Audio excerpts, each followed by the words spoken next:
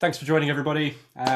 Today, we're going to talk about a challenge that many different teams have, and it's a complicated one because it's quite a broad topic. It isn't just a single isolated element of security. We're talking about containers and how containers and their security fits into the wider cloud stack. So thank you for joining. A little bit about me. My name's Andy. I'm the VP of Product at Intruder. I've been at the company for about 5 years. And before that, my background was pretty heavily in the offensive security side of things. So running red teams at Mandiant, and before that, running pen testing and red teams in all kinds of different verticals. So yeah, let's dive straight in. What you're going to take away from today, I'm hoping, is that you'll understand what container security really means. So what's involved in container security.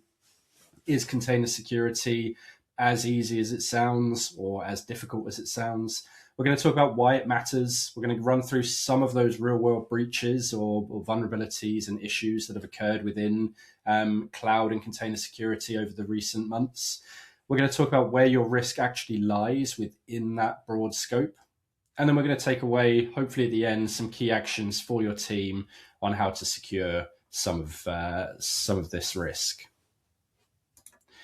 So what is container security in a nutshell? Like, what are containers? First of all, many of us may have understand what virtual machines are. Containers are a bit of an evolution from virtual machines. So where virtual machines host an entire operating system and a full stack from the kernel all the way up to the top applications and otherwise, containers are more lightweight.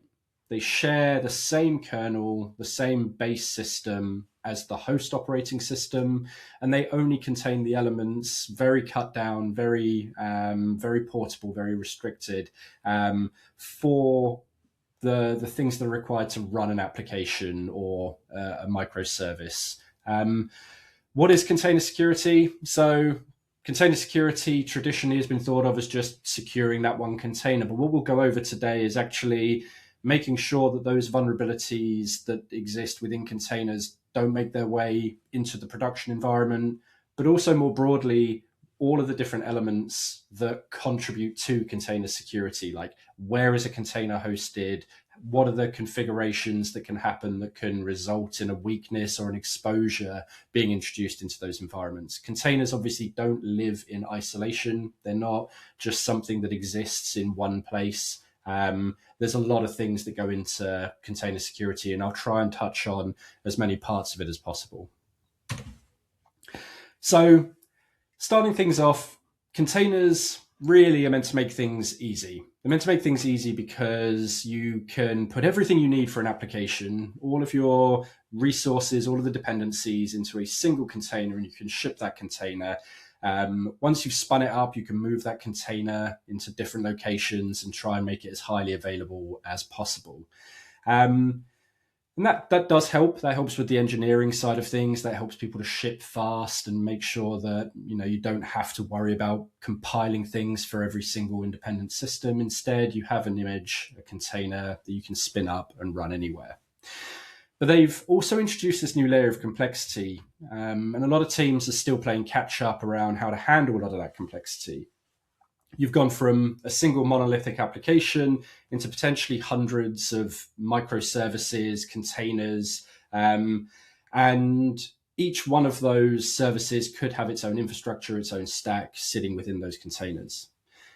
Kubernetes as well, which most people are running containers on these days, is probably one of the most complex pieces of software on the planet.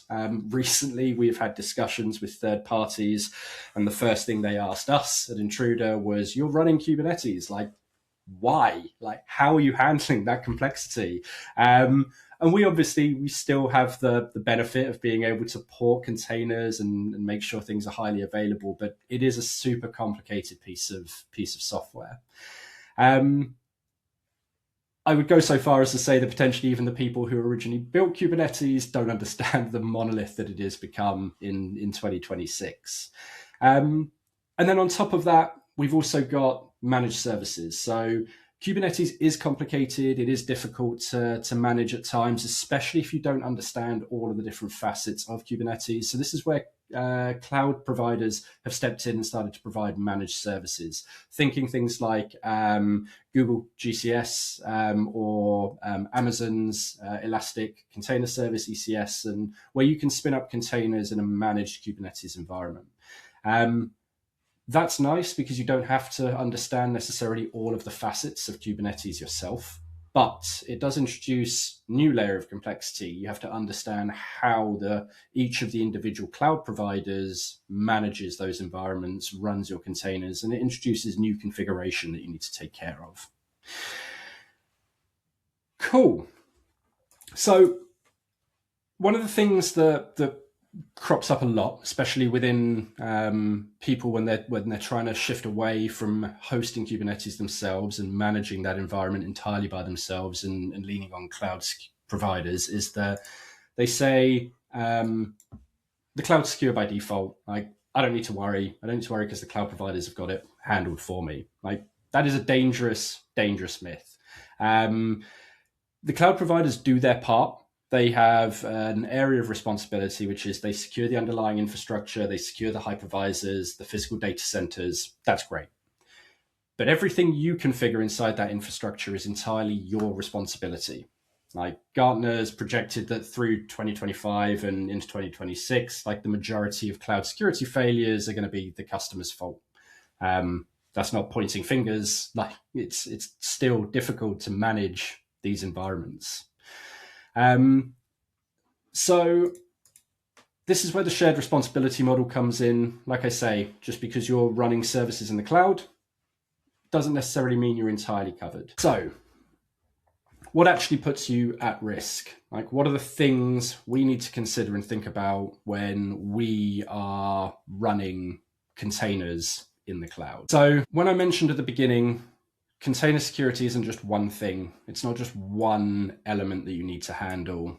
There's a whole life cycle of a container that needs to be handled. So we have build time, we have the supply chain that feeds into those images and those containers. We have the deployment process, and then we have runtime. So when those containers are actually living and they're running and they're handling and processing data. So let's start at the build time side of things. So we have image scanning. Image scanning is really, really good at finding vulnerabilities. You can analyze for known vulnerabilities. You can find vulnerabilities in OS packages and application dependencies before they ever reach production. So there's tools out there that help you do this. They can integrate into your CI/CD pipelines, or they can you can run them locally, or you can use a provider to help run for these scans every time a new image is pushed into your image repository. But we've also got the supply chain side of things. So when you build a Docker image or a container, you need to build it on top of an operating system image. So you want to know, like, where did that base image come from? Like, are the dependencies that go into that image trustworthy? And are the pipelines secure? When we move more onto that pipeline, the deployment side of things, you need to start to consider, like, are the containers running as root? Do they have excessive Linux capabilities? Like, are secrets exposed? And by secrets exposed, when it comes to the deployment process, you can think about what happens if I need that container to access a password to be able to log into a database, to be able to handle and interact with a third-party service. Many of the ways people do that, or a very common way that happens, is by using environment variables. And we'll come on shortly to how you can start to see those kinds of credentials appear and propagate in entirely different and weird and wonderful areas that you don't really want credentials showing up. So deployment is another part that's really important to take care of. And then finally, the runtime. So once you've built that container, yes, you've found vulnerabilities, maybe you've patched those vulnerabilities. That was at the image when you've built it, like, you've got this thing and it's ready to be deployed into a production system and start running. When you run it into, or you spin it up in your Kubernetes cluster, what does that container start doing? Like, is there any weird behavior that it's exhibiting? Any unexpected network connections? Like, is there privilege escalation happening? So what we have seen, and you'll see in the news fairly frequently, is that people will use initial access into containers where they found a vulnerability, and then they will privilege escalate onto the host that's running that container and potentially into the cloud environment as well. So runtime is another really important part to consider. The challenge is that each stage of this life cycle requires different tools, different thinking, and like a gap at any point can undermine all of the work you've done at the other stages. So something I saw recently that I found really interesting was like this whole idea that shift left, get earlier into the process, introduce security as early as possible, is really a mechanism of shifting responsibility onto others further down the line. So build time and supply chain checks are pretty far to the left. Then you move slightly along the life cycle towards deployment, and runtime even further over to the right. So what's really important is for all of these tools you're using, you need to make sure that it's not just individuals who are responsible at each stage of this life cycle. You want to make sure there is somebody or people with the tooling that you're using, they have visibility across this life cycle. Ultimately, security isn't an individual's responsibility, it's a team sport. And part of that means making sure that team, your team, has the visibility across this life cycle. So I suppose one of the things that we should think about is like, why is it worth considering security at each of these stages? Well, most teams do think about security in terms of vulnerabilities. They find them, they fix them, they move on. But in a containerized environment, it isn't just whether vulnerabilities exist, it's which ones can be reached, which ones can be exploited. First, your production surprises. So you can scan everything before you ship, but new critical vulnerabilities can emerge after you've pushed to prod. So again, you've run that scan during the build time, but because that container's been running for such a long time, new vulnerabilities have emerged. How do I make sure that I stay on top of those vulnerabilities? So if you're going to scan an image will tell you, it will give you the baseline, it gives you the plan, it gives you a view of what should be running. But actually, when it comes to runtime, things can change. So you can have situations where you may spin up an image as a container, and then people will log into that container, things will change, configurations will shift. So configuration drift is a real problem. And then finally, because you can find so many vulnerabilities, and there are scanners that are highly effective at finding vulnerabilities in containers, you will end up with hundreds, if not thousands, of vulnerabilities from that scanning process. Now, one of the key things there is, how do we make sure that what we're focusing on is the most important thing at that point in time? And you can do that with reachability. So at Intruder, we focus on reachability as being something that can be exploited from the internet, a vulnerability that exists within your containers that an attacker who has no prior knowledge of your environment can exploit from the internet, gain access to your environment, and then pivot and move around. If you're doing image scanning, the likelihood is you will find all kinds of vulnerabilities that aren't necessarily exploitable. So it's really important as a business that you step away from just trying to fix every single vulnerability, because you will be inundated for days, weeks, months trying to fix everything.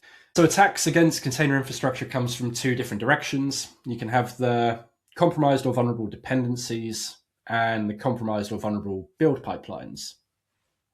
So one example of the vulnerable or compromised dependencies was in March 2024. Like, many of you may remember the headlines of the XZ utils, like a really super interesting attempt by what people currently assume was the SVR, like the Russian intelligence services, but it hasn't been proved, where it was a 3-year operation of social engineering of somebody to get into a position where they could become a maintainer for that package, XZ utils. And XZ utils is pretty widely used. It's a compression library. And after they had become a maintainer of that library, they inserted malicious code that allowed them to bypass authentication and for some services. So what I've put in here is I've said that like that's spread silently through Docker Hub via the Debian-based Docker images. And the reason I say that is because as of August 2025, some research was done that showed that there were still base images in Docker Hub that had that xzutil backdoor in it. And what that means is anybody who is pulling those images into their production environment will be deploying with a compromised backdoor in their container. So this is kind of the dependency side of this equation. You inherit that security posture of every package in your image, and the trust model for open source maintainership just isn't designed for adversarial actors with multi-year patience and resources available to them.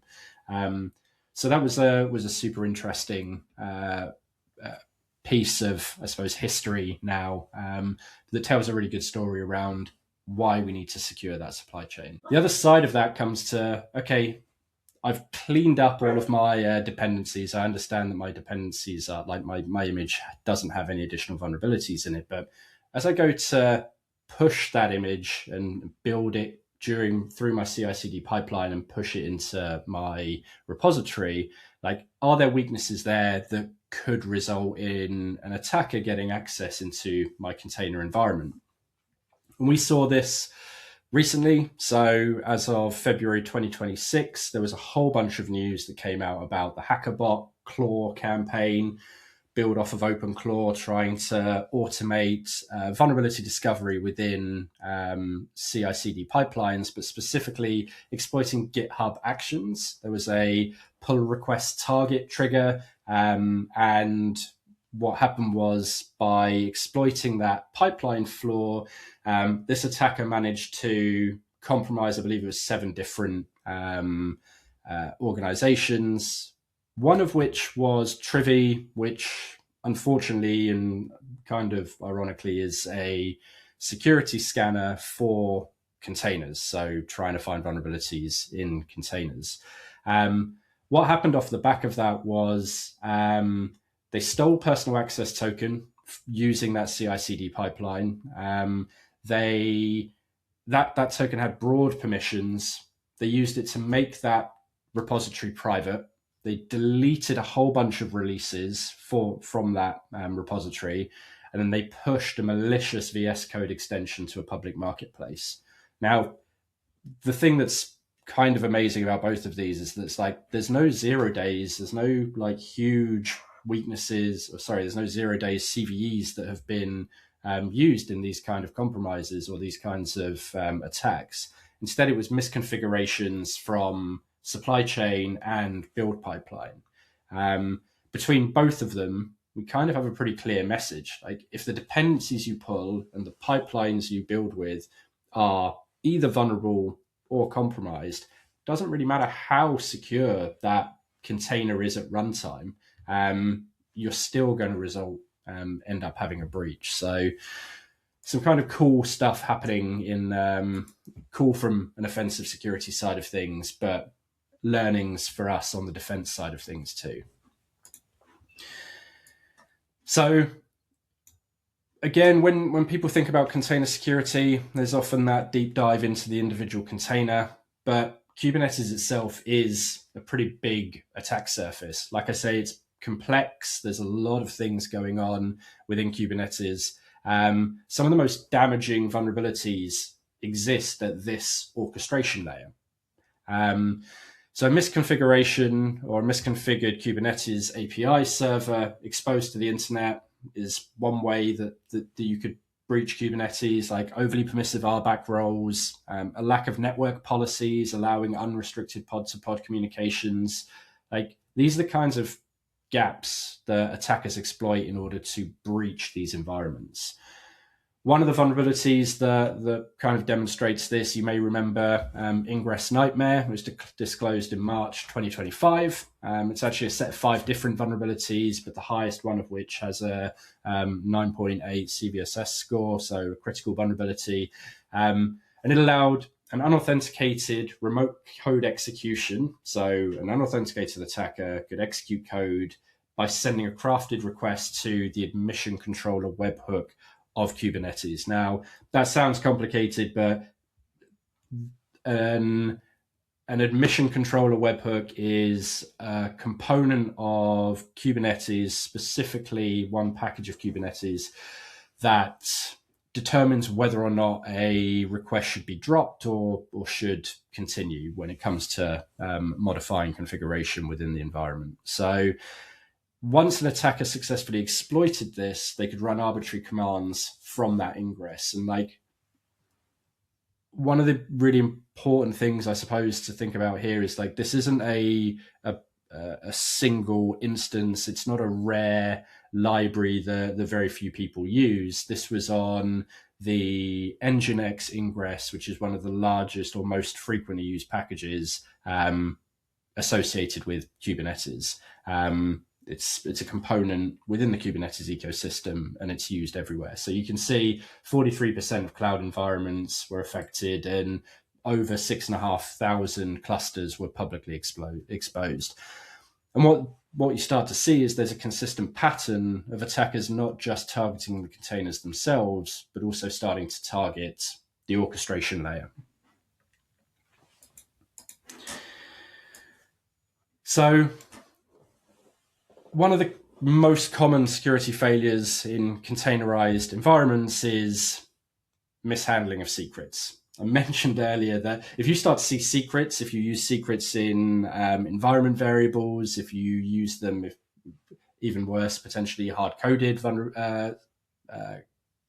secrets, then you can start to see those to propagate in kind of in all kinds of weird and wonderful ways within your environment.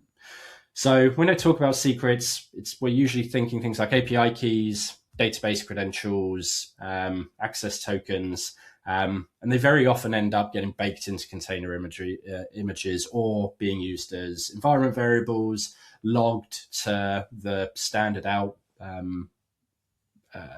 console, and any of those can start to like kind of make their way with logging into different areas within your cloud environment. And this is kind of partly where that container security and that broader cloud security really start to intersect. So a secret leaked from a container doesn't just compromise the container, it can often result in a pivot into the wider cloud environment. The Ingress Nightmare vulnerability that I talked about previously demonstrated this, right? So once an attacker achieved that code execution in Ingress, they mounted a service account which gave them access to secrets across the entire cluster. And then those credentials could be used to unlock databases, cloud provider APIs, and other services. And the HackerBot campaign as well that I mentioned showed the other side of this. So stolen credentials from CI/CD pipeline used to take over repositories and push malicious code. When it comes to controlling this sort of thing, you can't rely on pushing secrets into containers using environment variables. There are solutions out there like HashiCorp's Vault, or you can use cloud native secret managers to ensure that those secrets are secure in a way that you don't have to embed them. You can rotate them. You can do time restricted checkout of credentials. And then also one of the really key things is making sure that you have visibility into where these secrets are being exposed. So CSPM is really good at helping you detect those kind of secrets. At Intruder, we help people identify containers and images that have hard-coded credentials or that have secrets stored as environment variables or within logs. And that can be presented in a way that gives you coverage across your entire cloud environment. So secrets are one part, but With Kubernetes, we talked about how complicated it can be quite a bit. Network segmentation is one of the things that is often overlooked as well. By default, containers in most orchestration environments can communicate fairly freely with each other. And this is where I talked previously about if you compromise one element of a container, can you then use that to pivot to other places? And without network segmentation, it's more likely that an attacker is going to be able to do that. So if an attacker compromises a single container, what you don't want is them to be able to reach every other container on that network. It's the same lesson that we learn years constantly with traditional networks, but this time it's really quick and easy to spin up new containers, add new things to that network. And really, this kind of flat network approach is super useful for an attacker. So network segmentation in container environments means a few different things. One of which is using Kubernetes network policies, using service meshes for mutual TLS between services, restricting egress as well. You can try and restrict it to known good destinations. That can introduce a whole lot of overhead, but it is, if you want to be super secure, you can start to do that kind of egress lockdown. It becomes easier if you know there are certain pods that shouldn't be talking outbound to the internet at all. Don't let them. And then finally, CSPM visibility really helps you identify where there are potential weaknesses and misconfigurations. So if you're using managed services within container environment, managed services within cloud environments, CSPM visibility will let you see whether there's any open security groups, open firewall rules that allow all kinds of inbound, intranet, and then outbound connectivity. Cool. So I've been through a few different vulnerabilities. I've mentioned a couple of them, so a few of them so far. Just wanted to give you a little bit of a rundown of these aren't incredibly rare. They're not ancient history. It's not like this risk has been fixed recently. The XZ utils happened in March 2024. Ingress Nightmare happened only in March 2025. That one was big. It kind of exploded. There was a lot of headlines and news on it. The Run C escapes is something that I haven't mentioned yet, but this is really where that container isolation was broken and people could access the root on the underlying operating system. So where I mentioned people can compromise a container and then use access to that container to pivot to other systems within the environment, in this case, directly onto the thing that was running that container. And then that allows them more broad access across the network as well. And then the HackerBot one only happened last month, or in February 2026 even. And this was autonomous, targeting CI/CD pipelines, specifically GitHub Actions. So that's 4 incidents, big headline-grabbing incidents, under 2 years. And the pattern across all of those is that it's misconfiguration, trusted components that are used against you, and the assumption that somebody else was handling security at each of these stages. So who owns container security? Container security sits at an intersection of kind of development, the operations teams, and security. And in a whole bunch of different organizations, that normally means it can fall between the cracks. So developers build the images, but they may not necessarily consider security. Platform teams, DevOps, engineers, they manage the Kubernetes cluster, but again, don't necessarily have deep security expertise. Security teams understand the risks, but don't necessarily have visibility into fast-moving container environments. So that shared responsibility model that I talked about previously, which you have with cloud providers, also kind of exists internally as well. You need to have clear ownership of responsibility when it comes to security at each stage of a container's lifecycle. So who reviews those Docker files? Who manages admission policies? Who monitors runtime behavior? Who responds to incidents? And without that explicit ownership and shared tooling, you end up with gaps that not one team believes is their problem. So this is as much an organization design question as much as a technical one. Now, Intruder tries to solve some of that by giving people visibility. Like if you're a developer, if you're an engineer, everything that Intruder does allows you to understand the risk in plain English, like non-technical terms. So when you start to think about your tooling, start to think about whether you can have one tool that covers this whole life cycle and covers multiple teams. Because as you start to have a single tool for each of these different teams, you end up losing risk amongst the cracks. So I've talked a lot about container security and like the different components of container security, but everything we've discussed today, image scanning, runtime security, Kubernetes hardening, pipeline security, secrets, like it's all essential. It's all really important to take care of, especially across that life cycle. But container security alone isn't enough. Containers don't exist in isolation. They run on cloud infrastructure with its own configuration, with its own identity management, with its network architecture and storage services. So a really like a bulletproof, secured container running in an AWS environment with overly permissive IAM roles, open S3 buckets, and no logging whatsoever is still a vulnerability, just from a different direction. So this is why it's really important to have that comprehensive view of your cloud security posture. So you need visibility across your attack surface, containers in the cloud infrastructure that they sit on, and your configuration at each layer within that.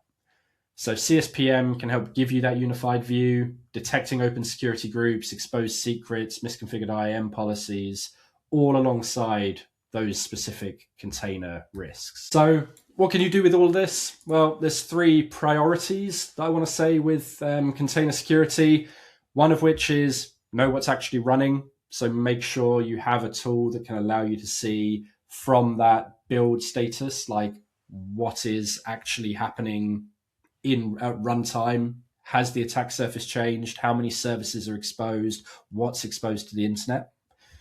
Number 2, prioritize by exposure, not just by severity, or you will drown in vulnerabilities and CVE ratings. Also, when we talk about exposures at Intruder, we talk about those misconfigurations as well, not just CVEs. And then finally, don't assume the cloud has you covered. Where we talked about that shared responsibility model, consider that also internally within your organization. So there's a few things I want you to take away from today, and these are my key takeaways. 1, container security spans that full life cycle from build all the way through to runtime. You want to prioritize by exposure, not just by severity. Don't assume that you're covered by the cloud. Real attacks exploit misconfigurations too, not just CVEs. And container security is cloud security. You can't have one without the other. So thanks very much, everybody. That's it from me. It's been a pleasure talking you through cloud security and container security, and I hope you found it interesting too.